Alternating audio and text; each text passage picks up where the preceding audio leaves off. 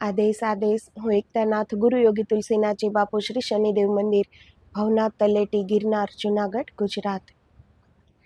આજે વાત કરીશું કે અદ્ભુત આત્મવિશ્વાસ. તો આ કોઈ કહાની નથી, પરંતુ આ હકીકત બનેલી ઘટનાઓ છે જેણે આત્મવિશ્વાસથી કંઈક પ્રાપ્ત કર્યું છે જીવનમાં. પોતાના માટે અને સમાજ માટે પણ એક કલ્યાણનો માર્ગ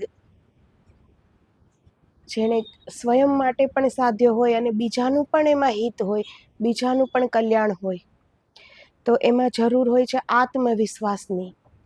અંદરથી વિશ્વાસ, માણસની વિશ્વાસ છે એ અંદરનો હોવો જોઈએ. જેવી રીતે સત્ય આપણી અંદર જ પડેલું છે, એ સત્ય આપણે અંદરથી ઉજાગર થાય ત્યારે આપણે આપણા કલ્યાણનો માર્ગ શોધવા લાગીએ છીએ. એવી જ રીતે વિશ્વાસ છે એ પણ આત્મવિશ્વાસ, એ આપણી અંદર જ રહેલો છે.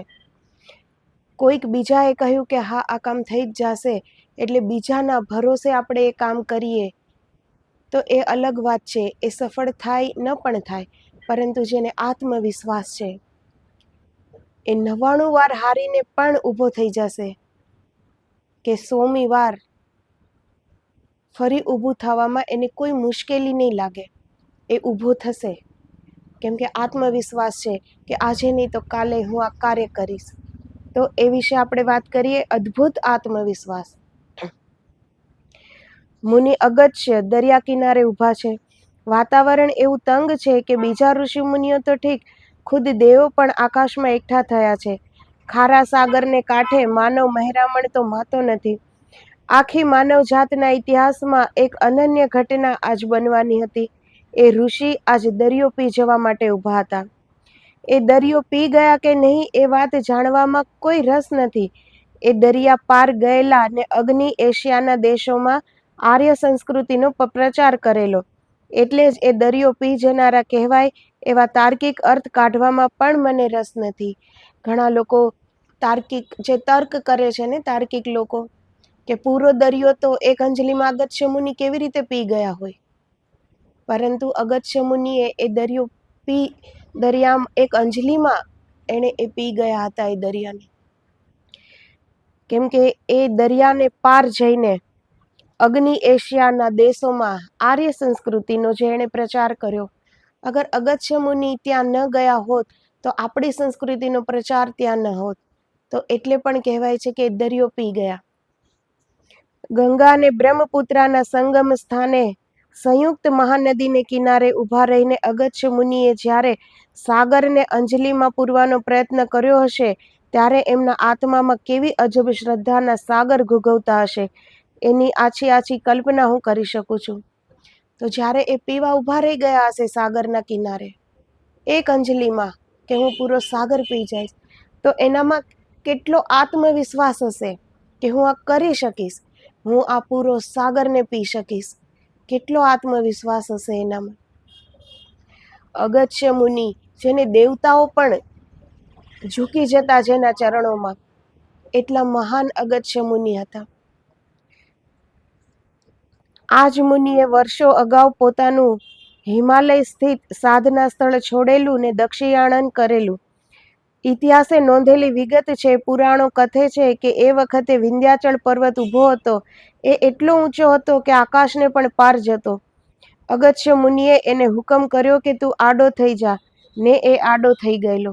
તો જ્યારે વિંધ્યાચળને એક અહંકાર આવે છે, આ શાસ્ત્ર વિદિત વાત છે, કે જ્યારે એને અહંકાર આવ્યો કે મારાથી ઊંચું તો કોઈ જ નથી, ત્યારે અગત્ય મુનિએ એને આડો થઈ જવાનો આદેશ આપ્યો હતો. અને વિંધ્યાચળ અગત્ય મુનિએ ઝુકાવી દીધો હતો. એનો અહંકાર જ્યારે આવી ગયો ત્યારે અહંકારથી મુક્ત કરાવ્યા હતો વિંધ્યાચળને અગત્ય મુનિએ. આ વાત પુરાણોમાં આવે છે. આમ ખરેખર બનેલું કે નહીં એ જાણવામાં કોઈ રસ નથી, પણ ઉત્તર અને દક્ષિણ ભારતની અલગ પાંગરતી બે સંસ્કૃતિઓ વચ્ચે પડેલા આ ભયંકર વિંધ્યાચળને ઓળંગનારાઓમાં અગત્ય મુનિ પહેલા હતા. એની તો સૌને ખબર છે. તો એ તો બધાને જ ખબર છે કે અગત્ય મુનિ એ પહેલા જ એવા સંત હતા જેને બે સંસ્કૃતિઓ અલગ અલગ હતી, તો વિંધ્યાચળને પહેલે પાર જઈને આપણી સંસ્કૃતિનો પ્રચાર કરેલો. વિંધ્યની એ વિકરાળ અટવીઓમાં પહેલા પગલાં પાડનાર ને પહેલી કેડી કોતરનારા એ ઋષિના હૈયામાં કેવો હિમાલયી આત્મવિશ્વાસ બેઠો હશે એનો વિચાર આવે છે. એમણે દક્ષિણા પથનો આરંભ કર્યો. બે સંસ્કૃતિ ભાગ વચ્ચે સેતુ બન્યા ને આખા ભારતને એકતાને તાણે વાણે ગૂંથી દીધું. તો જે બે ભાગ હતા તો એણે એક કરી દીધા દક્ષિણ દિશામાં જઈને. એ દક્ષિણમાં પણ એને આપણી સંસ્કૃતિનો પ્રચાર કર્યો. તો એ પગલાં પાડનારા, એ કેડી કોતરનારા તો એ પહેલા જ ઋષિ હતા. તો કેટલો આત્મવિશ્વાસ હશે એને. આપણે કઈ અજાણી જગ્યાએ પહેલી વાર જતા હોઈએ તો પણ મનમાં કેટલો ડર હોય છે કે ત્યાં જઈને શું થશે, ભાષા આવડશે કે નહીં, ત્યાં રહી શકશું કે નહીં, ત્યાંનું વાતાવરણ અનુકૂળ આવશે કે નહીં, ત્યાંના લોકો કેવા હશે, શું થશે, બધું વિચારીએ છીએ. જ્યારે એ તો આખા દક્ષિણ દિશામાં વિંધ્યાચળની પાર ગયા હતા. તો એનામાં હિમાલય જેટલો જ આત્મવિશ્વાસ ભરેલો હશે ને કે હું કંઈક કરી જ શકીશ. તો આપણી સંસ્કૃતિને આગળ વધારનાર, તો એ જે આપણી સનાતન સંસ્કૃતિ છે એ સંતોને આભારી છે કે એણે જે પ્રચાર કર્યો છે, એણે જે એનું મહત્તમ સમજાવ્યું છે, એણે જે ઉપદેશ આપેલો છે.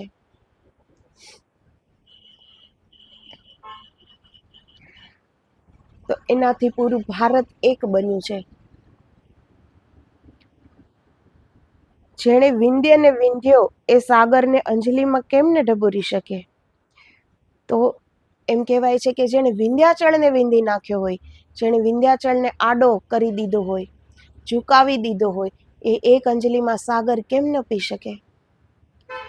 એમના અંતરમાં જે વિરાટ આત્મશ્રદ્ધા ઘૂઘવતી હતી એની સામે એ ખારો દરિયો શું ચીજ હતી. જેના બે પગમાં અપાર જોમ અને આત્મામાં અફર નિડરતા હતી, એને માટે વિંધ્ય ક્યાં પર્વતનું નામ હતું. એની અચળ આત્મશ્રદ્ધાની સામે કયો મોટો પર્વત અચળ રહી શકે. તો એની જે આત્મશ્રદ્ધા હશે એ કેટલી અડગ, કેટલી અચળ હશે. તો એની સામે કોઈ પણને ઝૂકી જવું પડે ને. જો આપણે પણ એટલો અડગ સંકલ્પ હોય તો આપણી માટે પણ કોઈ કાર્ય મુશ્કેલ નથી અને કોઈ કાર્ય અસંભવ નથી. ખાલી આપણા હિત માટેનું કોઈ કાર્ય હોય તો એ આપણે સ્વાર્થનું કાર્ય છે, એ કદાચ અસફળ થાય. પરંતુ આપણે સમગ્ર સાથે આપણું હૃદય જોડાયેલું છે કે આપણા એ કાર્યમાં આપણું હિત છે અને જનહિત પણ છે, સમાજનું હિત છે. અને એ સંકલ્પ આપણો કેમ ન પૂરો થાય. કેમ કે એમાં જરા પણ આપણો પોતાનો સ્વાર્થ નથી. એ જનહિતાર્થે લીધેલો સંકલ્પ છે. તો એ અડગ અને અચલ હોય તો એ જરૂર પૂરો થાય છે. પરંતુ એ વિશ્વાસ હોવો જોઈએ હૃદયમાં. મેં જ્યારે પણ અગસ્ત્ય મુનિ વિશે વિચાર કર્યો છે ત્યારે તેમની પ્રખર આત્મશ્રદ્ધામયી મૂર્તિ જ મારી નજર સામે આવી છે. દરિયામાં આંકી આવેલા રસ્તે થઈને છાશવારે જવા સુમાત્રા જઈને મબલખ સમૃદ્ધિ કામી લાવનારા શ્રેષ્ઠીઓની જેમ એમને કઈ કમાણીનો રસ હતો. તો કોઈ દરિયા પાર જાય છે પરંતુ કમાવા માટે, કે મને ધન સંપત્તિ જોઈએ છીએ, નામ જોઈએ છીએ. તો કોઈ નામની ખેવનામાં જાય છે, કોઈ સંપત્તિની ખેવના રાખે છે. પરંતુ અગસ્ત્ય મુનિને એવી કઈ ખેવના હતી. એનો તો કોઈ જ સ્વાર્થ નહોતો. એ તો એટલા મહાન સંત હતા કે જે પોતે જે પરમ આનંદને ઉપલબ્ધ છે, પોતે જે પરમાત્માને ઉપલબ્ધ થઈ ગયા છે, એ બીજાને પણ કરાવી શકે, એમાંથી કોઈ બાકી ન રહી જાય. એ માટે એણે વિંધ્યાચલ પાર કર્યો છે. એ માટે એને દરિયો પાર કર્યો છે. એ દરિયાને અંજલિમાં પી ગયા છે.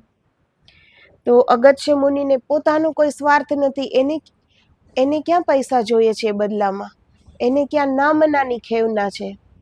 જ્યાં દેવતાઓ પણ આવીને ઝૂકી જતા હોય એની અંદર તો એ તો બિલકુલ માયા રહિત હોય ને, મોહ રહિત હોય.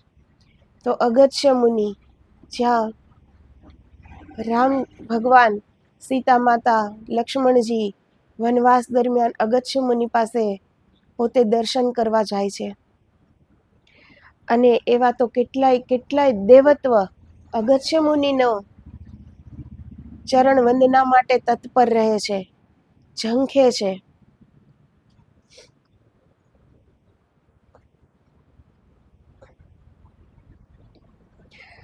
એમને ક્યાં વેપલા ખેડવા છે? દરિયો ડહોળવાની એમને શી જરૂર હતી? વિંધ્યના વનો વિંધવામાં એમને શો સ્વાર્થ હતો? અગસ્ત્ય મુનિ કદાચ સ્વભાવે પરિવ્રાજક હતા. એમના પગમાં કદાચ પદમ હતું. રમણ ભ્રમણ એમને ગમતા હતા. પણ મારા ખ્યાલ પ્રમાણે એમની મહેચ્છા તો હતી સંસ્કૃતિના સેતુ બનવાની. પોતાનો દેશ, ધર્મ અને સંસ્કૃતિ માટે એ યોગ્ય ગૌરવ અનુભવતા હતા. હજારો વર્ષોની પરંપરાથી પોતે જે સત્વ પામેલા, એને પરિણામે એક અદ્ભુત આત્મવિશ્વાસ એનામાં જાગ્યો હતો. તો એની પાસે એક ભજન તો હતું જ, ભક્તિ હતી. તો એને ક્યાં વેપાર કરવો હતો? કોઈ પોતાનું સ્વાર્થ હતું? કંઈ જ ન હતું. પરંતુ એને એક ધર્મનો સેતુ બનવો હતો. એ જે માર્ગ એણે જોયો હતો પરમપિતા પરમાત્મા સુધી પહોંચવાનો, એને બીજાને પણ બતાવવો હતો. તો આ જ એક સંતની મહાનતા હોય છે કે એ તો પરમ આનંદને ઉપલબ્ધ થઈ ગયા છે. એ તો 24 પ્રહર એ વ્યાપક બની ગયા છે. એને આ 5-5.5 ફૂટનું શરીર ધારણ કરવાની કોઈ જરૂર નથી. પરંતુ એ આ શરીરનું વસ્ત્ર ધારણ કરે છે. એ આ શરીરમાં પાછા ફરે છે. કેમ કે એ જે માર્ગ એણે જોયો છે, જે પરમાત્માને એ ઉપલબ્ધ થયા છે, જે આનંદ, જે પરમ સુખ એને ઉપલબ્ધ થયું છે, એ બીજાને પણ કરાવવા માંગે છે. તો આને કહેવાય છે મહાનતા. એવા ઋષિ ના પ્રગટ્યા હોત તો વિદેશીઓએ ભારતીય સંસ્કૃતિની ફોરમ ઘણી મોડી માણી હોત. તો આવા ઋષિ મુનિઓ જો ન થયા હોત આપણે ભારતમાં, કે ચલો મેં કરી લીધું, હું પરમાત્મા સુધી પહોંચી ગયો, હવે મારે કંઈ કરવાનું બાકી નથી, જો એમ જાણીને એ બેસી રહ્યા હોત, પોતે તો એ પરમ આનંદમાં એમાં નિમગ્ન હતા, પોતે પરમેશ્વરમાં એકાકાર થઈને સ્વયં પણ એ જ પરમાત્માનું રૂપ બની ગયા હતા. તો એ પછી એમને બીજાનો કોઈ વિચાર એણે ન કર્યો હોત, તો પછી વિદેશમાં આપણી સંસ્કૃતિનો જે પ્રચાર છે, જે વિદેશીઓને પણ આપણી સંસ્કૃતિ વિશે માન છે, સન્માન છે, તો એ ક્યાંથી થાત? જે પોતાનું કરીને બેસી જાય છે એ તો સ્વાર્થ જ કહેવાય ને. પરંતુ સંતોમાં એ સ્વાર્થ નથી હોતો. સંતો હર દોષથી મુક્ત હોય છે. કેમ કે એ શરીર, મન, બુદ્ધિ, અહંકાર, પ્રાણથી પણ આગળ, આત્માથી પણ ઉપર, પરાશક્તિ પરમ બ્રહ્મમાં એ લીન હોય છે. તો એ ખાલી આપવાનું જાણે છે. કેમ કે એ પરમાત્માનું સ્વરૂપ બની ગયા છે, એ પ્રેમનું સ્વરૂપ બની ગયા છે. અને પ્રેમ હંમેશા આપવાનું જાણે છે, પ્રેમ લેવાનું નથી જાણતો. પ્રેમમાં જ્યાં સુધી કોઈ અપેક્ષા છે કે ચલો મારું થઈ ગયું, એ સ્વાર્થ છે, ત્યાં સુધી આપણે પ્રેમને જાણતા જ નથી. તો જે પ્રેમને જાણે છે એ સાથે જ એ પરમાત્માને ઉપલબ્ધ થઈ જાય છે. કેમ કે એ સાથે જ એ પરમાત્માને જાણી જાય છે. કેમ કે પ્રેમથી પરમાત્મા ભિન્ન નથી, એ બંને એક જ રૂપ છે. તો સંસ્કૃતિઓનો સંગમ સાધવો હોય કે યુદ્ધ જીતવું હોય, વ્યક્તિત્વનું યોગ્ય ઘડતર કરવું હોય કે આકરા પ્રશ્નો ઉકેલવા હોય, કાંઈ ભારે ભીસમાંથી ઉગરવું હોય કે નાના મોટા પ્રશ્નનો ઉકેલ લાવવો હોય, આત્મવિશ્વાસ હશે તો આ બધા જ કામ સરળ થઈ પડશે. એ નહીં હોય તો માણસને સાવ નાની બાબત પણ મુશ્કેલ જ લાગવાની. તો જીવનમાં કોઈ પણ કાર્ય કરવું હોય, કોઈ પણ મુશ્કેલી આવી હોય, પૂરા જીવનમાં નાની મોટી મુશ્કેલીઓ તો શરૂ જ હોય છે ને. તો કોઈ પણ મુશ્કેલીઓનો આપણે અગર હલ જોઈતો હોય, તો આપણે હિંમત હારીને આંખમાં આંસુ લાવીને બેસી જઈએ કે હવે શું થશે, તો ક્યારે એનો જવાબ નથી મળતો. પરંતુ જો અંદર આત્મવિશ્વાસ છે કે મુશ્કેલી કોઈ પણ આવી છે, એ જરૂર એનો હલ છે જ, એ સમાધાન મળી જશે, તો એ માટે એકાગ્ર ચિત્ત જોઈએ, એકાગ્ર મન જોઈએ. મન એકાગ્ર છે, મન સ્થિર છે તો હલ મળી જશે. સમાધાન આપણી અંદરથી જ મળે છે. આપણું જે અંદરનું ચૈતન્ય છે હર પલ એ આપણને એક દિવ્ય સંદેશ આપે છે. હર પલ ક્યાં આપણે પગ માંડવો, કેવી રીતે જીવન જીવવું, શું કરવું, કઈ રીતે મુશ્કેલીઓને પાર કરવી, એ બધું જ આપણી અંદર પડેલું ચૈતન્ય આપણને સંદેશો આપે છે. પરંતુ આપણે એટલા વ્યગ્ર છીએ, આપણું મન એટલું ઉત્તેજિત છે, આપણી બુદ્ધિમાં એટલા તરંગો ઉઠે છે વિચારોના, મનમાં એટલા વિચારોના તરંગો ઉઠે છે કે આપણે આપણો અવાજ, અંદરનો અવાજ સાંભળી શકતા નથી. તો જ્યારે અંદર સ્થિરતા હોય છે, આત્મવિશ્વાસ હોય છે. આત્મવિશ્વાસ એને જ હોય ને જે મન બુદ્ધિ શરીરને પાર આત્મભાવમાં જીવતા હોય, એની અંદર જ આત્મવિશ્વાસ હોય. બાકી તો બધા મનના કહેલ ઉપર જીવે છે, મનના તલ ઉપર જીવે છે. મન કહે આ ખુશી, મન કહે આ દુઃખ, તો આપણે પણ માની લઈએ છીએ કે આ સુખ અને આ દુઃખ. તો જે આત્મભાવમાં જીવે છે, આત્મવિશ્વાસ એનામાં જ હોય છે, તો એની અંદર સ્થિરતા છે. અને એ સ્થિર દશામાં આપણને હર પ્રશ્નનો જવાબ મળી જાય છે. તો જે આ અદ્ભુત આત્મવિશ્વાસ એ હજી બાકી છે, પરંતુ આપણે હવે પછીના વિડીયોમાં એની વાત કરીશું. તો આજે આદેશ, જય ગુરુદેવ, જય ગિરનારી.